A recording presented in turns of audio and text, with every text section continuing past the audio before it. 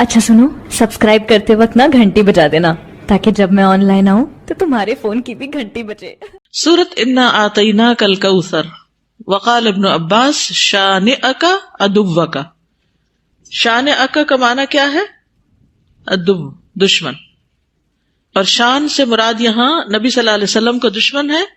इससे मुराद आस बिन वाइल, अबू जहल या उतबा है। लेकिन आम माना ये कि क़यामत तक जितने भी लोग रसूलुल्लाह सल्लल्लाहु अलैहि वसल्लम के दुश्मन हैं, चाहे वो आपके दौर में थे या बाद में आए, वो सब अंजाम के एतबार से खाइब व खासिर हैं, नामुराद हैं। हद्दसना आदम हद्दसना शैबान हद्दसना क़तादा अन अनस रदियल्लाहु अन्हु क़ाला लम्मा उरिज बिन नबी सल्लल्लाहु अलैहि वसल्लम इला समाई, जब मेराज पर ले जाया गया रसूलुल्लाह सल्लल्लाहु अलैहि वसल्लम को आसमान की तरफ। काला, तो आपने फरमाया अतईतु अला नहरिन, मैं एक ऐसी नहर के पास आया, हाफताहु, उसके किनारे क़िबाबुल लुअलुई मुजव्वफन, कि वो कुब्बे थे खलदार मोती के, छोटे छोटे जैसे गुम्बद से बने हुए होते हैं ना। फ़क़ुल्तु मा हाज़ा या जिब्रील, मैंने पूछा ये क्या है जिब्रील?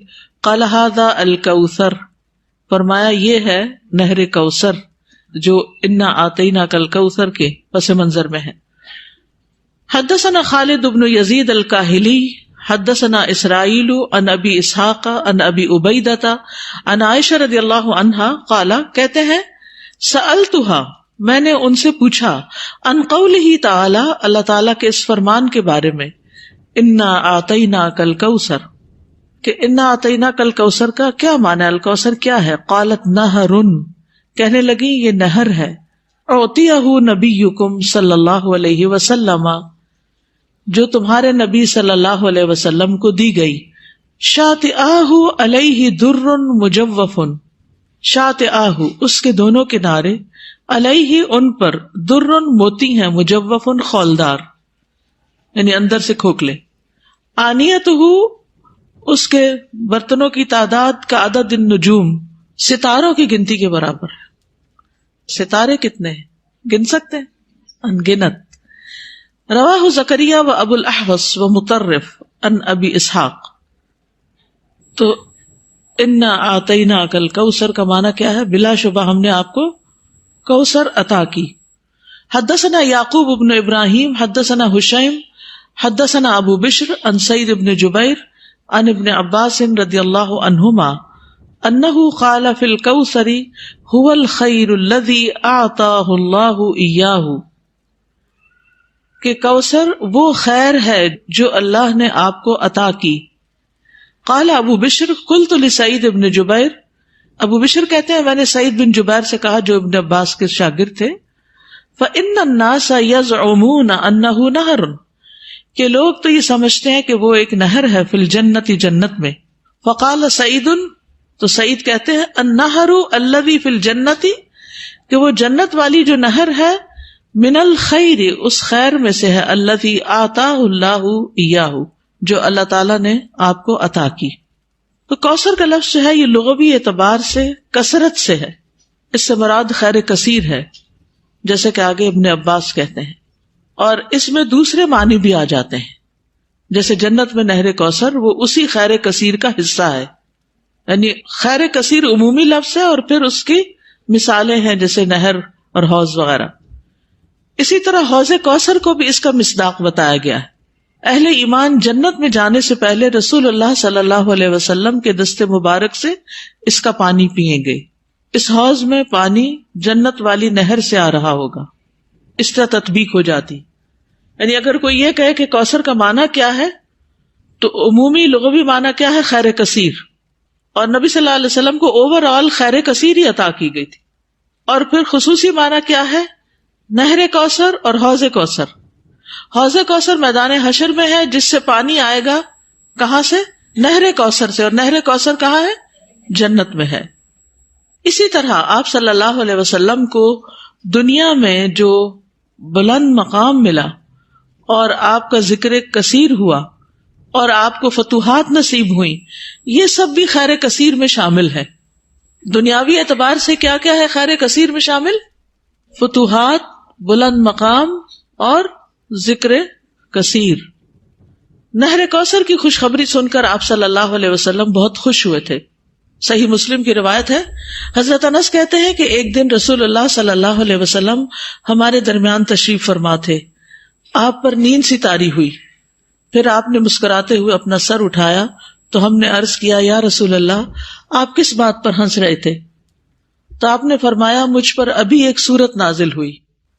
پھر آپ نے بسم اللہ الرحمن الرحیم انا اعطیناک الکوثر فصل لربک وانحر ان شانئک ھو الابتر پڑھی, اور فرمایا کہ تم جانتے ہو کہ کوثر کیا ہے؟ تو ہم نے کہا اللہ اور اس کا رسول ہی بہتر جانتے ہیں. آپ نے فرمایا, بے شک وہ ایک نہر ہے, مجھ سے میرے رب نے اس کا وعدہ کیا ہے, اس میں بہت سی خوبیاں ہیں. وہ ایک حوض ہے جس پر قیامت کے دن میری امت کے لوگ پانی پینے کے لیے آئیں گے. تو حوض کوثر کیا ہے, اس کی ڈسکرپشن کے بارے میں کچھ احادیث ہمیں ملتی ہیں. ہم میں سے ہر مسلمان حوض کوثر کا ذکر تو کرتا ہی رہتا ہے یا سنتا ہی رہتا ہے, لیکن اس کی بہت سی ڈیٹیلز ہمیں نہیں معلوم, تو ان کو ذرا دہرا لیتے ہیں. رسول اللہ صلی اللہ علیہ وسلم نے فرمایا, میرے حوض کے دونوں کناروں کے درمیان اتنا فاصلہ ہے جتنا مدینہ اور صنعاء کے درمیان ہے. پھر اسی طرح یہ سطح زمین پر بہتی نہر ہے, اندر کھڈوں میں نہیں ہے. رسول اللہ صلی اللہ علیہ وسلم نے فرمایا, مجھے کوثر عطا کی گئی, وہ ایک نہر ہے جو گویا کہ سطح زمین کے اوپر بہتی ہے. حوض کوثر کی مٹی جو ہے, آپ نے فرمایا میں نے اپنا ہاتھ اس کی مٹی میں ڈال کر دیکھا تو وہ خالص کستوری کی تھی, یعنی خوشبودار. اس میں کنکریاں بھی ہیں اور وہ اس کے موتی تھے, یعنی سطح پر ہوتی ہے نا کنکریاں پانی کی سطح پر, تو وہ موتی تھے. جنت سے آنے والے سونے اور چاندی کے 2 پرنالے ہیں جو اس میں گرتے ہیں. اس صحیح ترغیب و ترغیب سے, یعنی 2 پرنالے جو جنت سے پھوٹتے ہیں, ایک چاندی کا اور ایک سونے کا, وہ اس حوض میں گرتا ہے. حوض پر سونے اور چاندی کے برتن ہیں. اللہ کے نبی صلی اللہ علیہ وسلم نے فرمایا, تم دیکھو گے کہ حوض کوثر پر سونے چاندی کے آبخورے ہوں گے جن کی تعداد آسمان کے ستاروں کی برابر ہے, یا ان سے زیادہ بھی روایت میں آتا ہے. اور پھر وہ برتن جنت کے برتنوں میں سے ہوں گے. کسی نے عرض کیا, یا رسول اللہ حوض کے برتن کس طرح کے ہوں گے؟ آپ نے فرمایا, اس ذات کی قسم جس کے ہاتھ میں میری جان ہے, اس کے برتن آسمان کے ستاروں سے بھی زیادہ ہوں گے, ستارے بھی ایسی اندھیری رات کے جس میں بالکل بادل نہ ہو. پھر وہ برتن جنت کے برتنوں میں سے ہیں. اس کا پانی ٹھنڈا, میٹھا اور خوشبودار ہے. رسول اللہ صلی اللہ علیہ وسلم نے فرمایا, میرا حوض عدن اور عمان کے درمیانی فاصلے جتنا ہے. حوض کا پانی برف سے زیادہ ٹھنڈا, شہد سے زیادہ میٹھا, مسک سے زیادہ خوشبودار, اس کے آبخورے آسمان کے ستاروں کے برابر ہیں. اور ایک جگہ دودھ سے زیادہ سفید بھی آتا ہے. آئس کریم کیا چیز ہے اس کے مقابلے میں. پھر جو ایک گھونٹ بھی پی لے گا کبھی پیاسا نہ ہوگا, اس کے چہرے کا رنگ کبھی سیاہ نہ ہوگا. سبحان اللہ, یہ تاثیر ہے اس کی. دنیا میں کئی ٹوٹکے کرتے رہتے ہیں, یہ کھا لو, وہ پی لو, یہ لگا لو تاکہ رنگ صاف ہو جائے. اس کا ایک گھونٹ پی کر انسان خوبصورت ہو جائے گا. اس نہر پر پرندے بھی ہیں, فرمایا ان کو کھانا اس سے بھی زیادہ خوشگوار ہوگا. لیکن کچھ لوگ حوض کوثر سے محروم رہ جائیں گے. وہ کون ہیں؟ جو بدعت کرنے والے ہیں, جنہوں نے آپ کے بعد دین کو تبدیل کر دیا. آپ فرمائیں گے یہ دور ہو جائیں, دور ہو جائیں. یہ ڈسکرپشن پڑھ کے پھر شوق بڑھ جاتا ہے نا, اور سنت پر عمل کا شوق بڑھ جاتا ہے کہ اللہ تعالیٰ ہمیں اور زیادہ سنت کا پابند بنائے تاکہ ہم نبی صلی اللہ علیہ وسلم کے قریب ہو سکیں, آپ کا اتباع کریں. جی استاذہ, یہ جو بھی ڈسکرپشن ہم نے پڑھی حوض کوثر کی, اور اس ڈسکرپشن کو پڑھ کے ہر ایک کا دل یہ کرتا ہے کہ کسی بھی طرح وہ پانی ہمیں نصیب ہو جائے. تو صحابہ کی زندگی کو جو ہم دیکھتے ہیں, اور ان میں ہم یہ دیکھتے ہیں کہ کیا وجہ ہے کہ کہیں وہ اپنا حق دیتے نظر آتے ہیں, کہیں اپنی ذات پہ دوسروں کو ترجیح دیتے نظر آتے ہیں, کہیں دنیا ہے تو ان کے لیے اس کی کوئی اہمیت ان کی نظروں میں نہیں. تو استاذہ جی, آرمی کا ایک ورڈ ہے جس کو کہتے ہیں بلائنڈ اوبیڈینس آف کمانڈ, اور اس میں یہ سکھایا جاتا ہے سولجرز کو کہ جتنا فیتھ اسٹرانگ ہوگا اتنی ہی بلائنڈ اوبیڈینس زیادہ ہوگی. اور یہ فیتھ انسان کے اندر کی انسرٹینٹی کو ختم کر دیتا ہے. اگر یہ کہا جائے کہ اس پہاڑی کے پار دشمن ہے اور سولجرز کو پتا ہو کہ ہمارے پاس اتنا اسلحہ نہیں ہے ان سے فائٹ کرنے کا، لیکن وہ ایک انسرٹینٹی ہے، لیکن چونکہ بلائنڈ اوبیڈینس ہے لہٰذا وہ کام کرنا ہی کرنا ہے. اپنے پاس سے ڈیسیژن نہیں لے سکتے، اپنے پاس سے ڈیسیژن خود سے پلاننگ چینج نہیں کر سکتے، وہ اسٹریٹجی بن گئی جی، اس کو چینج نہیں کیا جا سکتا. تو صحابہ کے اندر وہ ایک بلائنڈ اوبیڈینس اس لیے تھی کہ ان کا فیتھ بہت اسٹرانگ تھا. تو ہمارا ایم بھی یہی ہونا چاہیے کہ جتنا فیتھ اسٹرانگ ہوگا اتنا ہی اس چیز کو حاصل کرنے کی اور جستجو ہوگی. اسی لیے صحابہ کہتے تھے نا ہمیں احد کے پار سے جنت کی خوشبو آ رہی. جب انسان کسی چیز کے بارے میں اس کا یقین اور ایمان پختہ ہوتا ہے تو واقعی اس کو یہ محسوسات اس کے تیز ہو جاتے ہیں اور اس کا ایکشن زیادہ ہو جاتا ہے. میدان حشر میں صرف مومن اس پر جا سکیں گے نا، اور ان میں سے بھی جو لوگ بظاہر مومن ہیں لیکن بدعات میں پڑے ہوئے وہ پھر پیچھے کر دیے جائیں گے. کفار تو پہلے ہی جہنم میں گرائے جا چکے ہوں گے، یہ پل صراط سے پہلے ہوگی. سورۃ قل یا ایھا الکافرون، قل یا ایھا الکافرون جو ہے تعدل ربع القرآن، چوتھائی قرآن کے برابر ہے. شرک سے بری کرنے والی سورت ہے. ایک مرتبہ نبی صلی اللہ علیہ وسلم نے ایک آدمی کو قل یا ایھا الکافرون کی تلاوت کرتے ہوئے سنا تو آپ نے فرمایا تحقیق یہ تو شرک سے بری ہو گیا. یقال لکم دینکم، تمہارے لیے تمہارا دین یعنی الکفر، تمہارا دین کیا ہے؟ کفر. ولی دین، اور میرے لیے میرا دین الاسلام، میرا دین کیا ہے؟ اسلام. ولم یقل دینی، یہ نہیں کہا دینی، ولی دینی نہیں کہا، دینکم تو کہا، دینی نہیں کہا. لأن الآیات بالنون، کیونکہ اس سورت کے آخر میں نون والی آیات آ رہی ہیں. فحذفت الیاء، تو یا محذوف کر دی گئی. کما قال، جیسے کہ فرمایا یہدینی ویشفینی، وقال غیرہ لا اعبد ما تعبدون الآن ولا اجیبکم فیما بقی من عمری. لا اعبد ما تعبدون کا یعنی میں اس وقت بھی جس کو تم پوچھتے ہو نہیں پوچھتا، اور نہ ساری زندگی اس کو پوچھوں گا، یہ مطلب ہے. یعنی الآن اب، ولا اجیبکم فیما بقی من عمری ولا انتم عابدون ما اعبد، اور نہ تم عبادت کرنے والے ہو جس کی میں عبادت کرتا ہوں. وہم الذین، اور وہ لوگ ہیں، قالا کہا، ولا یزیدن کثیرا منہم ما انزل الیک من ربک طغیانا وکفرا، کہ ضرور بڑھا دے گا ان میں سے بہتوں کو جو نازل کیا گیا آپ کی طرف تیرے رب کی طرف سے، سرکشی اور کفر میں. مطلب یہ کہ یہ جو بات ہے نا کہ کن کافروں کو خطاب ہے جن کے حق میں اللہ تعالیٰ نے یہ بات فرمائی ہے. کون سی بات؟ ولا یزیدن کثیرا منہم ما انزل الیک من ربک طغیانا وکفرا، یعنی وہ کچھ سمجھیں گے نہیں بلکہ کفر اور سرکشی میں بڑھتے جائیں گے. تو ایسے لوگ جو ہیں وہ کبھی بھی ولا انتم عابدون ما اعبد نہیں ہو سکتے. یعنی دو طرح کے لوگ ہوتے ہیں نا، ایک وہ کہ جو کفر پر ہوتے ہیں لیکن جب بات سمجھائی جائے تو سمجھ جاتے ہیں، ایمان لے آتے ہیں، اور دوسرے ولا یزیدن کثیرا منہم ما انزل الیک من ربک طغیانا وکفرا، ان کے کفر اور سرکشی میں اضافہ ہی ہوتا چلا جاتا ہے. تو ایسے کافروں کو خطاب کیا جا رہا ہے، ہر کافر کو نہیں. ٹھیک ہے، یعنی جب ہم یہ کہتے ہیں نا قل یا ایھا الکافرون، تو اس سے مراد وہ پکے کافر ہیں جو کسی صورت ماننے والے نہیں، بلکہ وہ تو کیا چاہتے ہیں کہ ہم بھی کفر اختیار کریں. ودوا لو تدہنوا فیدہنون. اس صورت میں اللہ تعالیٰ نے دو ٹوک الفاظ میں فیصلہ کر دیا ہے. کیا کہ مشرکین جو ہیں ان کو ان کے معبود مبارک ہو، اور مسلمان کسی قیمت پر ان کے معبودوں کے آگے نہیں جھک سکتے. یعنی شرک کے معاملے میں کوئی رواداری نہیں ہے. یہاں بھی امام بخاری کوئی مرفوع حدیث نہیں لے کر آئے، لیکن یہ یاد رکھیے کہ رسول اللہ صلی اللہ علیہ وسلم اس سورت کو اور قل ھو اللہ کو سنتوں میں پڑھتے تھے. کون کون سی؟ فجر کی اور مغرب کی اور طواف کی. سورت اذا جاء نصر اللہ، سورۃ النصر. حدثنا الحسن بن الربیع حدثنا ابو الاحوص عن الاعمش عن ابی الضحى عن مسروق عن عائشة رضی اللہ عنہا قالت ما صلی النبی صلی اللہ علیہ وسلم صلاۃ، نہیں پڑھی نماز نبی صلی اللہ علیہ وسلم نے بعد ان نزلت علیہ، اس کے بعد کہ آپ پر یہ سورت نازل ہوئی اذا جاء نصر اللہ والفتح، الا یقول فیہا، مگر آپ اس میں کہا کرتے تھے سبحانک ربنا وبحمدک اللہم اغفر لی، یہ دعا پڑھتے تھے پاک ہے تو اے ہمارے رب اور ساتھ تیری تعریف کے، اے اللہ مجھے بخش دے. کہاں کہاں پڑھتے تھے؟ رکوع اور سجود میں. شابش.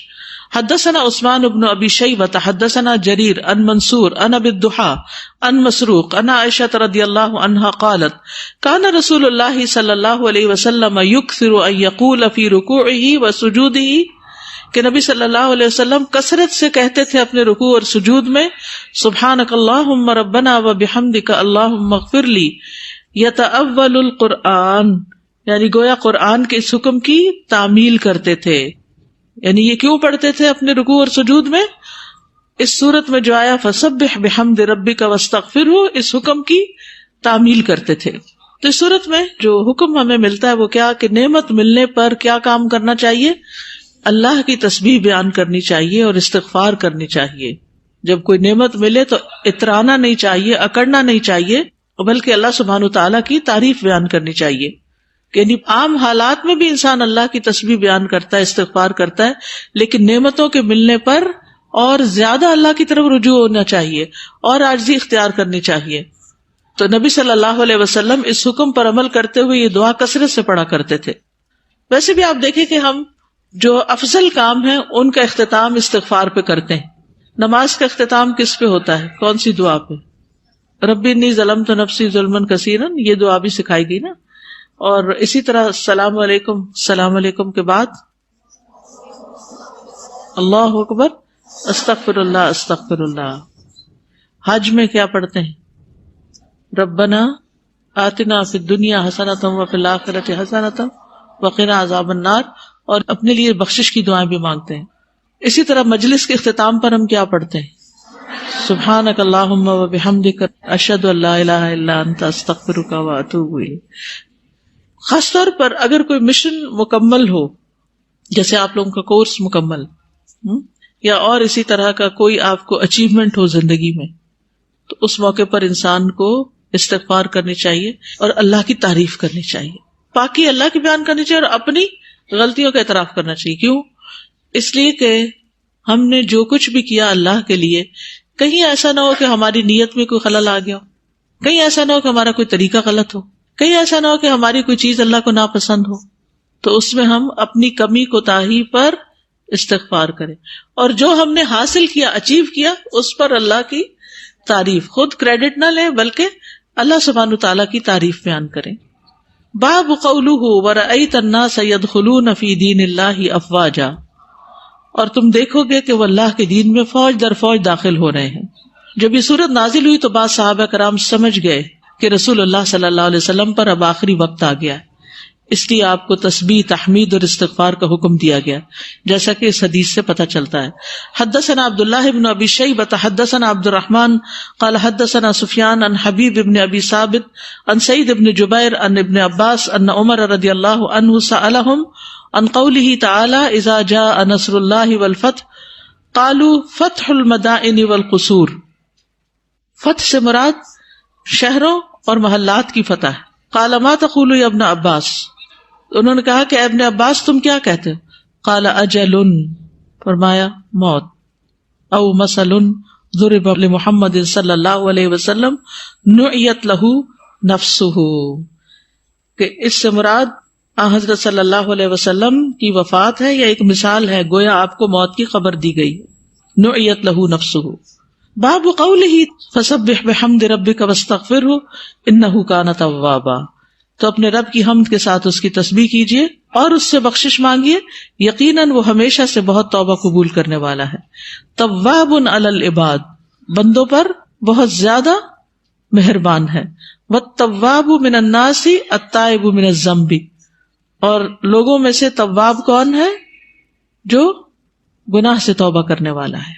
حدثنا موسیٰ بن اسماعیل حدثنا ابو عوانہ عن ابی بشر عن سعید بن جبیر عن ابن عباس قال کان عمر یدخلنی مع اشیاخ بدر. یہ حدیث پیچھے گزر چکی ہے. یعنی ابن عباس کہتے ہیں کہ حضرت عمر مجھے بدر کے بزرگوں کے ساتھ اپنی مجلس میں داخل کر لیتے تھے. فکأن بعضهم وجد فی نفسہ، تو کسی نے اس کو محسوس کیا. فقال لما تدخل هذا معنا، اعتراض کیا کہ آپ ان کو ہمارے ساتھ کیوں بٹھا لیتے ہیں. وَلَنَا أَبْنَاءٌ مِثْلُهُ، ہمارے بیٹے بھی اس کی عمر کے ہیں. فقال عمر، حضرت عمر نے کہا، انہ من حیث علمتم، کہ بے شک وہ ان میں سے ہے جن کو تم جانتے ہو. فدعاہ ذات یوم، تو ایک دن حضرت عمر نے ان کو بلایا. فادخلہ معہم، تو ابن عباس کو ان کے ساتھ داخل کر لیا. فما رؤیت انہ دعانی یومئذ الا لیریہم، تو مجھے سمجھ آ گئی کہ مجھے کیوں بلایا گیا، یعنی مجھے بلایا گیا اس دن تاکہ انہیں دکھایا جائے. قال ما تقولون فی قول اللہ تعالی اذا جاء نصر اللہ والفتح، تو حضرت عمر نے شیوخ سے پوچھا کہ تم اس بارے میں کیا کہتے ہو کہ اس آیت کا پس منظر کیا ہے کہ جب اللہ کی مدد اور فتح آ جائے گی. فقال بعضهم امرنا ان نحمد اللہ ونستغفرہ، بعض نے کہا کہ ہمیں اس میں حکم دیا جا رہا ہے کہ ہم اللہ کی حمد اور اس سے استغفار کریں. اذا نصرنا، جب ہماری مدد کی جائے، وفتح علینا، اور ہمیں فتح حاصل ہو. وسکت بعضهم، اور بعض تو چپ ہی کر گئے. فلم یقل شیئا، انہوں نے کچھ بھی نہیں کہا. فقال علی اکذاک تقول یا ابن عباس، پھر میری طرف مخاطب ہو کے کہا کہ ابن عباس تم بھی ایسا ہی کہتے ہو؟ فقلت لا، میں نے کہا نہیں. قال فما تقول، تو کہنے لگے کہ تم کیا کہتے ہو؟ قلت هو اجل رسول اللہ صلی اللہ علیہ وسلم، کہ اس میں رسول اللہ صلی اللہ علیہ وسلم کی موت کی خبر ہے. عالمہ لہ، اللہ تعالیٰ نے آپ کو اس کا علم دیا ہے. قال اذا جاء نصر اللہ والفتح وذلک علامت اجلک، فرمایا کہ جب آ جائے اللہ کی مدد اور فتح، یہ علامت ہے آپ کی موت کی. فسبح بحمد ربک واستغفرہ انہ کان توابا، تو اس موقع پر آپ اپنے رب کی حمد کے ساتھ اس کی تسبیح کیجیے اور اس سے استغفار کیجیے، بے شک وہ بہت زیادہ توبہ قبول کرنے والا ہے. فقال عمر ما اعلم منها الا ما تقول، تو عمر کہنے لگے کہ میں بھی نہیں جانتا اس کا کوئی اور مطلب مگر وہی جو تم کہتے ہو، یعنی حضرت ابن عباس کی انہوں نے تائید کی. تو اس سے یہ بڑی خوبصورت بات پتہ چلتی ہے کہ بعض اوقات لوگوں کے اعتراض کا جواب بات نہیں ہوتی، عمل ہوتا ہے. کر کے دکھا دیں. کوئی آپ کو جھوٹا کہتا ہے تو سچا بن کے دکھا دیں. کوئی آپ کو خائن کہتا ہے تو امانت دار بن کے دکھا دیں. کوئی آپ کو گمراہ کہتا ہے تو آپ ہدایت یافتہ بن کے دکھا دیں. ٹھیک ہے، کر کے دکھا دیں. عبید اللہ بن عبداللہ کہتے ہیں مجھے ابن عباس نے فرمایا کیا تجھے معلوم ہے کہ آخری مکمل سورت کون سی نازل ہوئی تھی؟ میں نے کہا اذا جاء نصر اللہ والفتح. آپ نے فرمایا ہاں یہی سورت ہے. نبی صلی اللہ علیہ وسلم کا مشن پورا ہو گیا. اس سورت کے نازل ہونے کے بعد آپ نے سمجھ لیا کہ بعثت کا مقصد پورا ہو چکا اور میں عنقریب دنیا سے جانے والا ہوں. چنانچہ اسی حجۃ الوداع کے موقع پر آپ نے عظیم الشان اجتماع سے خطاب کرتے ہوئے فرمایا کہ شاید آئندہ سال میں تمہارے اندر موجود نہ ہوگا. اس حدیث سے یہ پتہ چلتا ہے کہ علم والے اسٹوڈنٹس، حکمت اور سمجھ رکھنے والے، چاہے عمر میں چھوٹے کیوں نہ ہوں، ان کو توجہ دی جانی چاہیے. ٹھیک ہے.